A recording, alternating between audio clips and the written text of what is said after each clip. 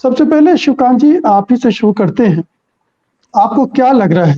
क्या अब स्थितियां कुछ जितनी हीटअप हो चुकी थी शुरू के दौर में, शुरू के हमले, हमास के हमले के बाद 3-4 दिन जिस तरह का माहौल था, क्या उसमें कोई परिवर्तन दिख रहा है आपको, या वैसी ही गर्मी है और इजराइल अभी भी उसी तरह से गजा में जमीनी हमला करने और आमादा है?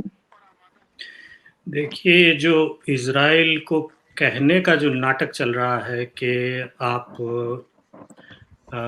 मानवता की हद से आगे बढ़ के हमले न करें और आप अंदर न घुसें, कब्ज़ा न करें गाज़ा पट्टी पर, ये सब तो नाटक है।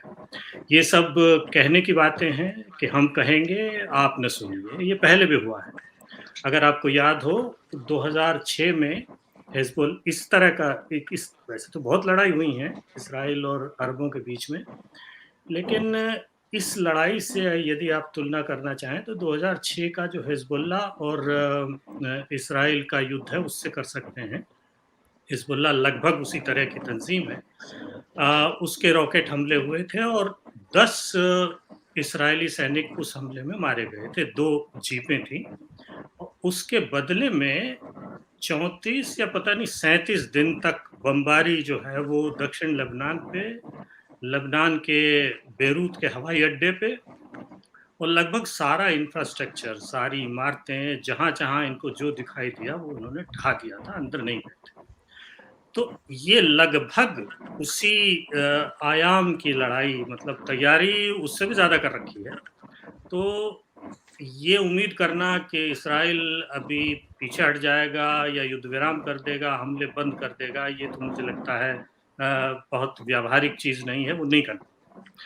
सबसे बड़ी बात ये है कि पश्चिम के देश जो इस वक़्त थोड़े-थोड़े बदलते-बदलते नज़र आ रहे हैं, थोड़े परेशान नज़र आ रहे हैं, उसकी वजह लोगों में बढ़ता रोष है। और लोगों में केवल मैं अरब और इस्लामी जगत की बात नहीं कर रहा, यहाँ पूरे यूरोप के देशों में और अमेरिका में भी केवल मुस्लिम आबादी में नहीं, बल्कि जो लोग सोचते समझते हैं, जो लोग अंतरात्मा की आवाज़ से सुनते हैं, जिनके अंदर थोड़ा ज़मीर बचा है, वो सारे के सारे उनमें रोष बढ़ रहा है। तो अभी 1-1 लाख की रैलियाँ हो रही हैं, फिर 5-5 लाख की होंगी, 10-10 लाख की होंगी, तो मतलब ये बढ़ता जाएगा तो ये छटपटाहट लोगों की बढ़ेगी, लोग इसको मानेंगे नहीं। और ख़ासकर जो लोकतांत्रिक देश हैं, चाहे वो पूर्व के हों या पश्चिम के हों, उनके लिए इतने बड़े-बड़े विरोध प्रदर्शनों को पहली बात तो काबू कर पाना, उसमें हो सकता है कि कुछ ऐसे लोग भी हों जो मौके का फ़ायदा उठा के आतंकवादी हमले कर दें या एक-दूसरे पे हमले कर दें, इस तरह की वारदात होने लगी हैं कि किसी स्कूल में किसी पे हमला कर दिया, किसी की गला काट दिया, किसी का कुछ कर दिया।